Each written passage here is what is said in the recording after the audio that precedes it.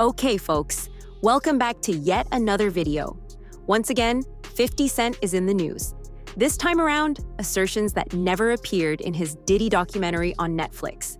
50 claims that his team had to make some significant cuts since there was just too much content to fit into 4 episodes. One of them concerned a purported personal relationship that was omitted because of time constraints. 50 has suggested that the additional video may be made available on YouTube rather than being saved for a later season. He claims that after the program aired, additional individuals have contacted him with fresh information, all of them inquiring as to why he is making such a strong effort. The subject was recently addressed by comedian TK Kirkland, who dispelled the notion that this is about attention or small-time drama and said that the 50s method has a deeper, more intimate purpose, one that significantly strengthens the argument for why this story continues getting worse. All the women in the world that Diddy could have gotten with, he chose 50 Cent's baby mother. It's a lot of variables to this particular question. Because I talk to a lot of people, older, younger, even my daughter, who's 22, she didn't understand it. So people give their opinion based on what they've experienced and their environment, people they've been around. So to the people that understand boundaries and respect, I always tell men you should never date another man's girl if you're not aware of it. If you know it. He said that throughout his whole life, he has never knowingly been engaged with someone who has previously been related to one of his friends, making it clear that crossing that boundary demonstrates a tremendous lack of respect. For him, it's just an unwritten law that you don't violate. He underlined that Diddy had many options, citing his notoriety, affluence, and access to individuals from many walks of life, all of which cast doubt on the scenario. From TK's point of view, this was a calculated action rather than a coincidence or a thoughtless error, particularly in light of the ongoing conflict between Diddy and 50. He finds it difficult to accept that this choice was anything other than deliberate given their past, which adds another level of significance to an already complex circumstance. After the baby mother of one of his rivals. Exactly. Someone who had been taking shots at him for years. Absolutely. On purpose. And he went after her knowing that they had beef. Right. And slutted her out. Slutted her out. Just slutted her out. Slutted out. Having a whole basketball team run a train on her. Totally and did. I just totally the whole agree. thing, right? Totally agree. Right. But his reputation from when he worked at Uptown, I'll be sure's girlfriend. Oh, Kim Porter. Kim Porter. Right. That's his reputation. I'll be sure his baby mother. Baby mama. Yeah. Then Eric Serum, his friend, the one that had she had his baby, Mia. So he's had a reputation of going after people. Tupac's ex-girlfriend. Tupac's ex-girlfriend. He got a baby with her too. Exactly. Yeah.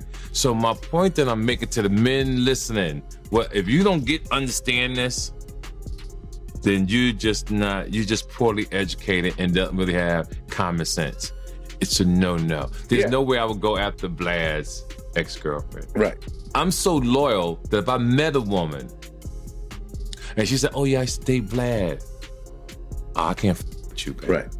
I won't even put excuse my language, because that's how I move. Other people don't move like that, but you see me in Paris, see me all over the world. Why would I want to do that to mess up? Whereas the documentary 50 Cents has received a lot of attention and positive reviews. Not everyone believes that he has won handily. Gandil has come out with harsh criticism, saying that several parts of the project lacked originality and represented concepts that, in his opinion, were taken without due credit. He said that these components, which raised concerns about credit and creative ownership, were not the result of new study, but rather reflected ideas he had previously discussed.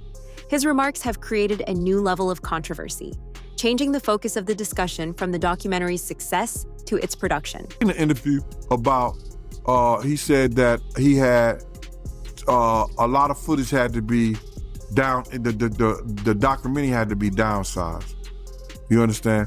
I don't really believe that, because a documentary is a documentary, and they could have had 45 minutes, they could have had an hour, to each one of those. You understand? They left out certain things. He said they even left out the one about Sarah Chapman. You understand? And for whatever reason, he probably left out a lot of other different stars too. situations that they could have spoke about. You understand? I have a problem with the documentary, and I'm just gonna let you know that the reason I have a problem with the documentary is that they know that they took my idea. You understand? They know that when I came to them, I laid out what they should do and how the documentary should be. You understand? She could say whatever she want to say. I talked to those producers before I even talked to her. They wanted to know what I had, what I was bringing, my pictures, all that stuff like that. And I told them about me, Tim, and Kirk. You understand what I'm saying? And how it would go. They did the same thing. This ain't the first time they stole from me, man. If you look at the Notorious Big, if you watch the Notorious Big, that part about the shoes, I had that in my book. And I was talking to K.O. Copeland. He was one of the writers of that movie. And I told him about when I let Big use my shoes at Soul Train Award. You had this old flunky ass dude, Mike B, get on Angie Martinez's show and talk about, yo, Big, he wore mixed max shoes and he went out there and performed. When you go look at the film, when you go look at Big performing that on that show, ain't nothing mixed match about them shoes. There was $800 Maury's, size 14D, Big World 14E. E means that his shoes is a little wider than mine. He struggled, but he put them on and he went out there and performed. Those was my Gators that he had on. You understand? They did a little skit trying to disrespect me in the movie. You understand? And they said something about, He also addressed the rising rumors that 50 would post more information online in the future, implying that if more material does appear, it might be impossible to stop.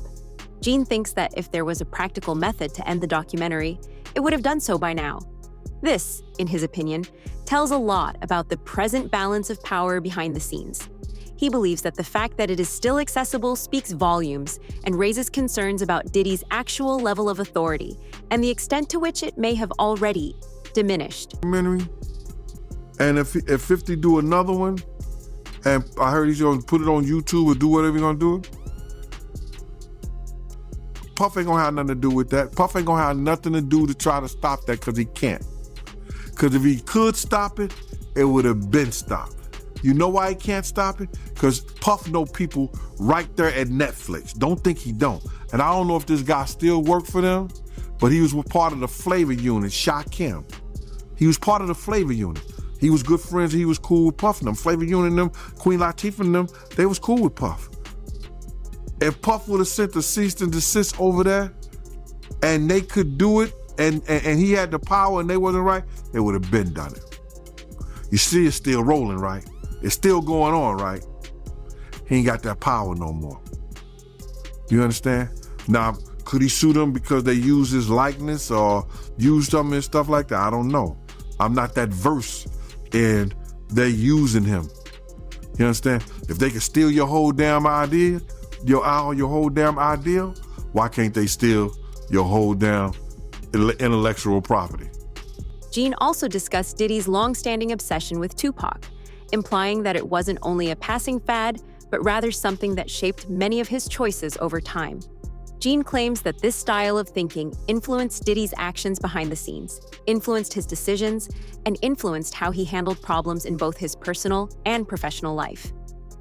As a result, it was a defining characteristic of his behavior for a considerable amount of time. I did see the interview that 50 did with Sherry, and he was talking about he didn't release the video about Puff having a kid by Kim Porter's friend, Sarah Chapman.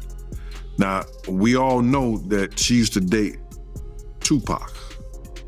You understand?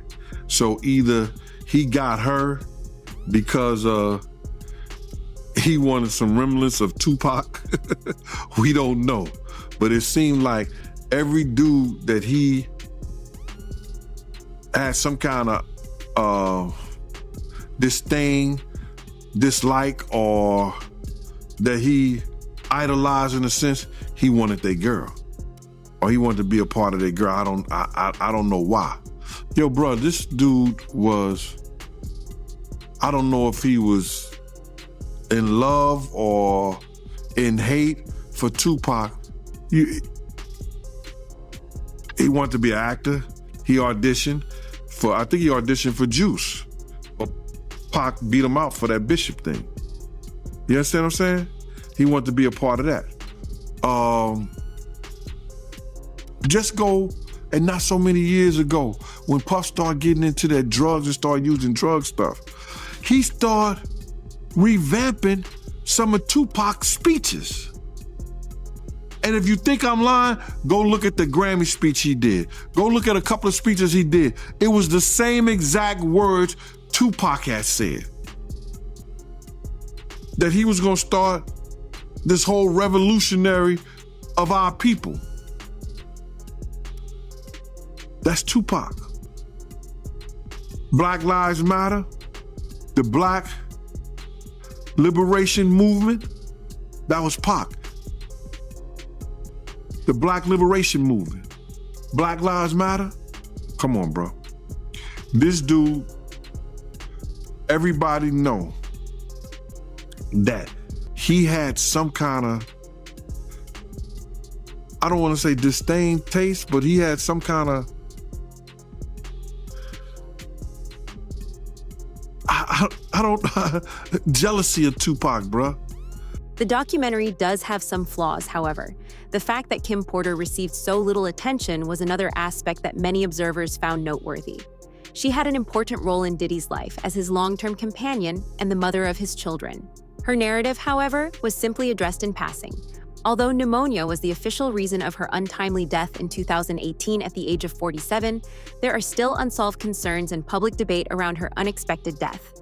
Some viewers thought that her omission from the story left the documentary seeming unfinished and prompted questions about what was left uncovered because of how intimately she was related to Diddy for many years. Do you think that Diddy Kim Porter? Absolutely.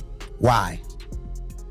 Because of all the videotapes, because of the book, because of all the people she gave copies of her book to, or at least chapters, because of everything that she had on him, because of the tape that she used to blackmail him into a relationship and into a raise of him being sodomized by Andre Harrell. And I am not saying that allegedly, because I heard her and Kim Muir talking about it in the booth of the bathroom while snorting cane. She got a close-up view of everything in his life, including his business choices, interpersonal interactions, and private moments. However, her presence was hardly mentioned in the documentary. Several versions claim that her tale was purposefully left out, perhaps because it was deemed too sensitive or contentious to deal with head-on. According to Gene, who claims to have known Kim personally and to have watched out for her on several occasions, he is certain that Kim knew considerably more than most people think. Despite how crucial she was to everything going on behind the scenes, he believed that excluding her point of view eliminated a crucial layer of background and left the story seeming unfinished. Alleged that she did have a book and that her book was about to come out. And she was talking about all the perils, everything that she went through in the music business and with Diddy. All the men that they slept with together, because there were men that they slept with together. There were swinging times that they slept with together.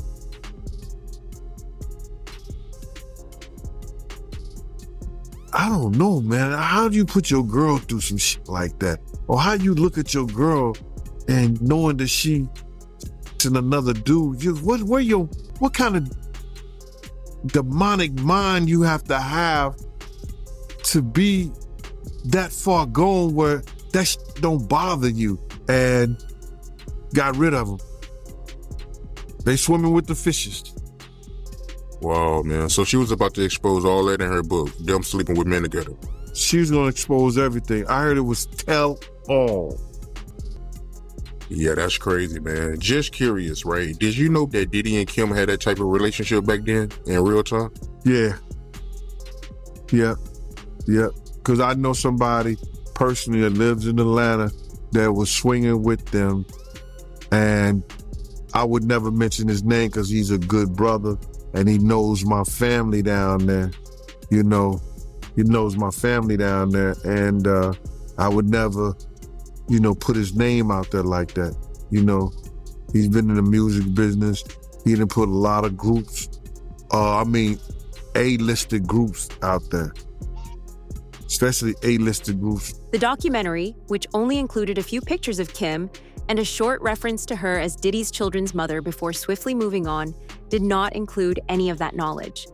Given how important she was to him, the stillness was noticeable. Many viewers have severe concerns about the omission for someone who was so actively engaged behind the scenes.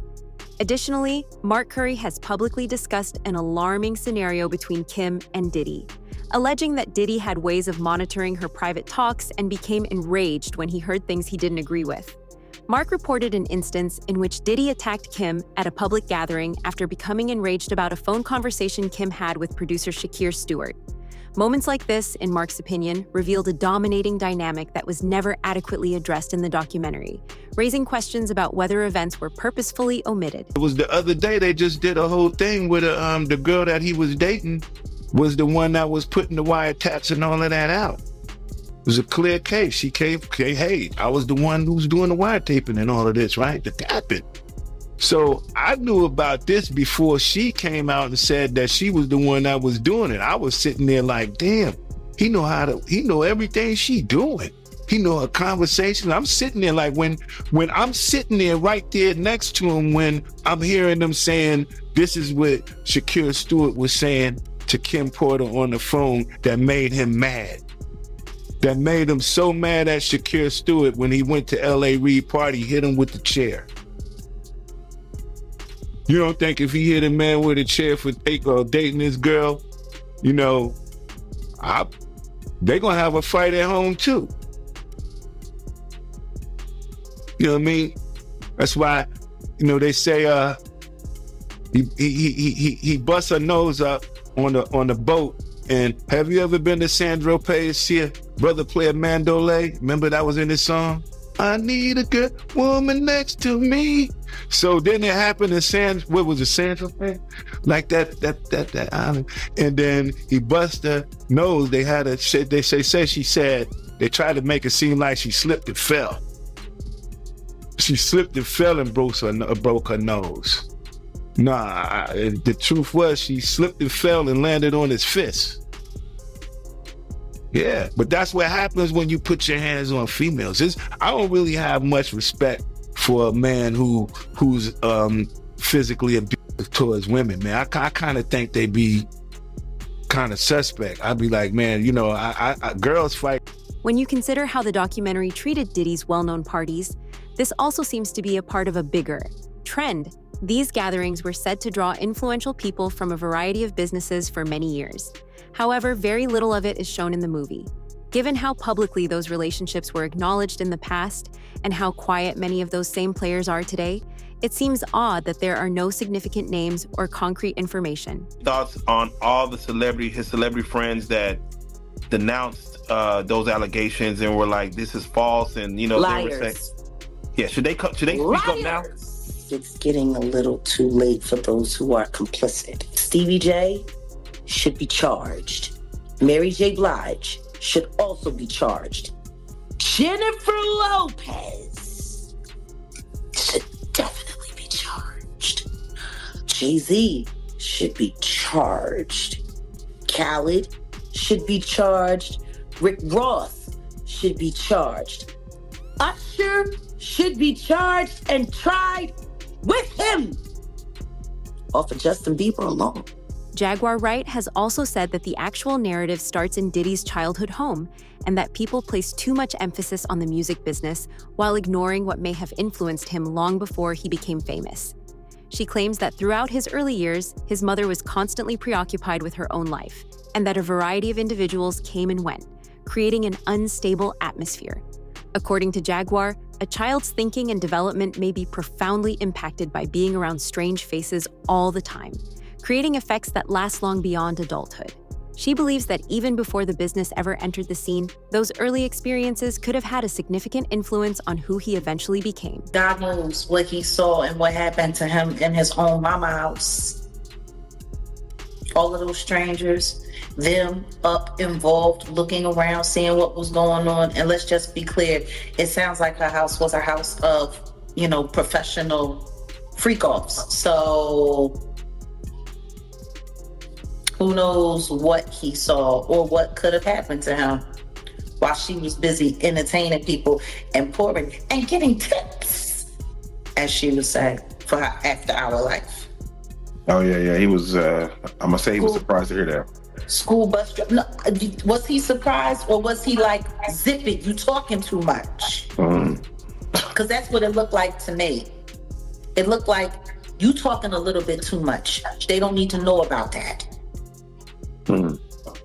While she was sitting up there, because I was a bus driver and I was this, and I worked at the after hours. And I would pour them drinks and they would give me. Jaguar also noted that Diddy has publicly expressed feeling proud after learning that his father was well known for leading a dangerous, street-focused lifestyle. She thinks this response is very significant.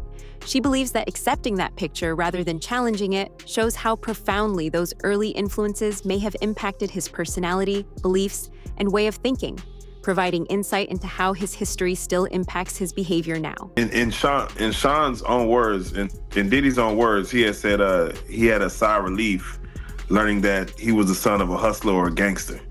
Like he wanted that status. He wanted to say that he was a sigh of relief is a wild thing to say, that your daddy was a gangster or a hustler. That's what you heard that he was. Well, I mean, like Tim said, they had a bunch of blaxploitation movies being played around the house all the time. They grew up with the Mac playing. They grew up with Superfly playing. Like, I mean, if that's what you got going on, you got two women in the house and there's no men around, and these are what the little boys are watching. You got basketball players coming over late at night. You got hustlers coming over, PIMPs coming over, women who look like they were modeling for Jet Magazine coming over. Like, it sounds like the nature of the environment is what shaped their perception of what cool was. So yeah, I mean, I'm sure for him it was, oh man, that's who my dad was. So I'm sure for him, it made him feel good because all of that stuff that he was watching, he really came from that. That was really his legacy. And yeah, I'm sure for him it felt good to know that his dad was this big hustler who turned out to be a snitch, who got his brains removed from his head in a very, very, very... She connects that way of thinking to the subsequent glorification of similar people in hip-hop culture, pointing out that many rap names and identities were influenced by vintage cinema characters that stood for domination, terror, and power. Jaguar thinks that since the picture reflected his upbringing, Diddy had an emotional connection to it rather than only admiring it from a distance. She said the bond went beyond branding or music and influenced his self-perception. She also mentioned Diddy's connection with his mother, characterizing it as strange and frightening, and implying that there was a deeper motive that contributed a spooky element to the entire image she was creating. For the situation where they say he was trying to shape Misa into his mother, can you see that? Like, yeah, with the blonde hair and yeah, and all of that. I mean, somebody really asked a question: what kind of man puts his hands on his mother? The same kind of man that parties with his mom, the same kind of man who kisses his mom in the mouth, the same kind of man who seems to have accurate knowledge that his elderly mother can put both of her hands, her palms, on the floor and while she's standing up, bent over. Oh damn, I ain't seen that one.